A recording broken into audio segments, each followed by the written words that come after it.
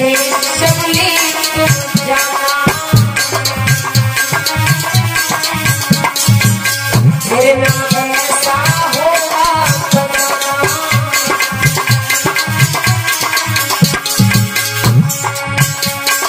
आ जाना सब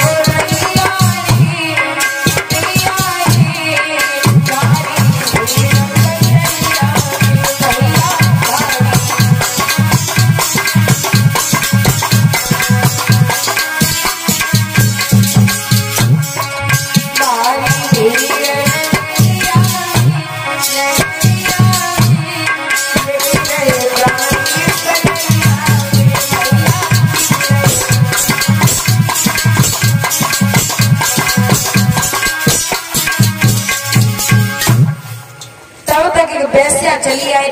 वेश्या ने सुंदर रानी को जब देखा, बोले ऐसा करो महाराज, इस स्त्री को हमें दे दो।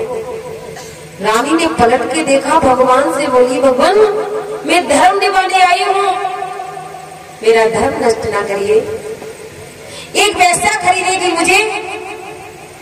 इतनी बात प्रभु से वंदना में कह पाई, तब तक काशी नगरी की एक गाय आई और वेश्या में ऐसी ठोकर मारी कि वेश्या जमीन में दब गई, उसके प्राण निकल गए।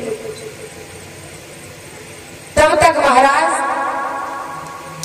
एक कालू मेहतर चला रहा है, जमींदार है महाराज काशी नगरी का, झाड़ू लगाते हुए जला रहा है। और महाराज विश्वामित्र से बोला कि मैं एक काम कराऊं, हमें इस पुरुष की जरूरत है। अब हमारे पास पैसा बहुत है, हम ये चाहते हैं कि झाड़ू अब हम नहीं लगाएंगे, हम एक नौकर खरीदना चाहते हैं, इसका भार बताइए कितना है।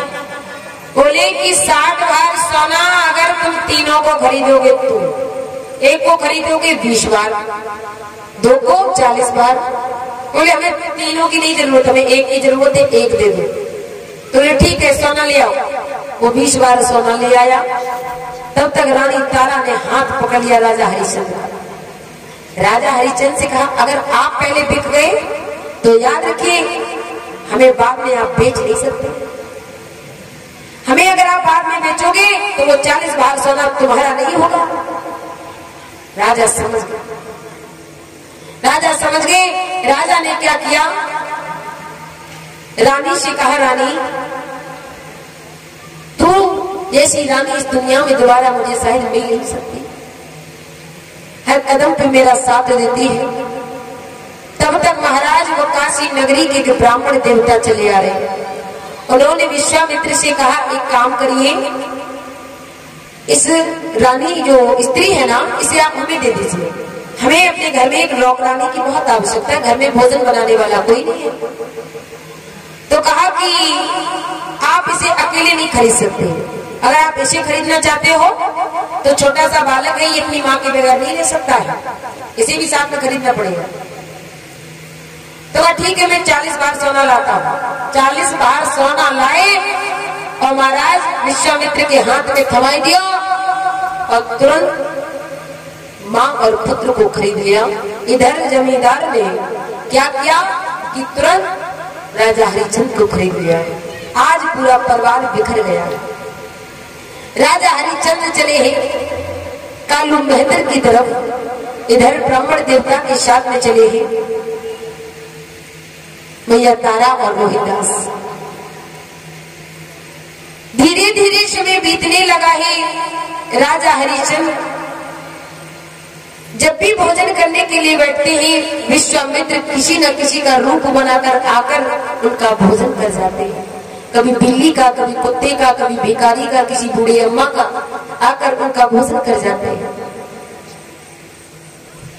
लेकिन महाराज राजा हरिश्चंद्र ने ऐसे 26 दिन हो गए उन्होंने भोजन नहीं किया। धर्म को निभाने वाले राजा, सत्यवादी राजा, आज 26 दिन हो गए उन्होंने भोजन नहीं किया। शरीर दुबला पड़ गया, इतना शरीर दुबला पड़ गया महाराज कि एकदम मूर्छित होकर लेट गए। भाई मालिक आया, बोले हरिश्चंद्र तुझे हमने सोने के लिए पैसा दिया है, तू आ गया और आकर बिस्तर लगाया, सो गया है? हाथ में घड़ा ले, पानी भर के लग गया और बोले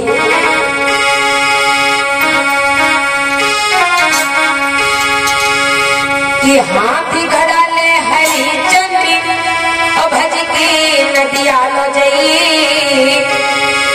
हाथी घड़ा ले हरी चंद्री भज के नदिया लो जई। और पानी भर के जल्दी नहीं मत ज्यादा देर लगी।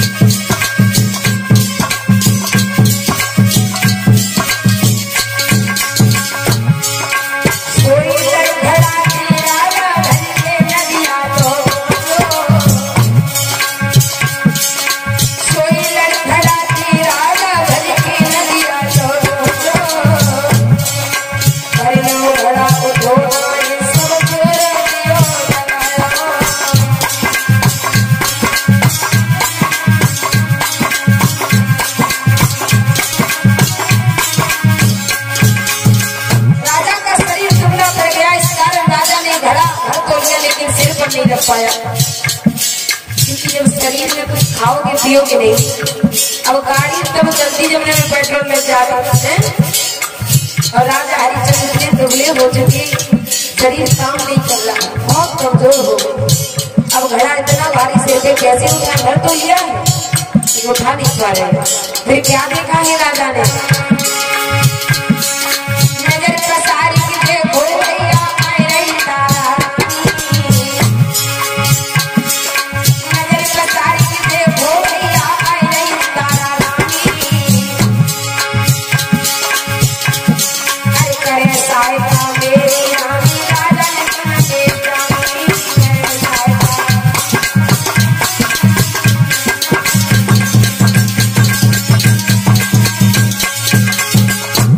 रानी पास में आ गई, बड़ी खुशी हुई मेरी रानी आ गई। अब ये घड़ा धुआई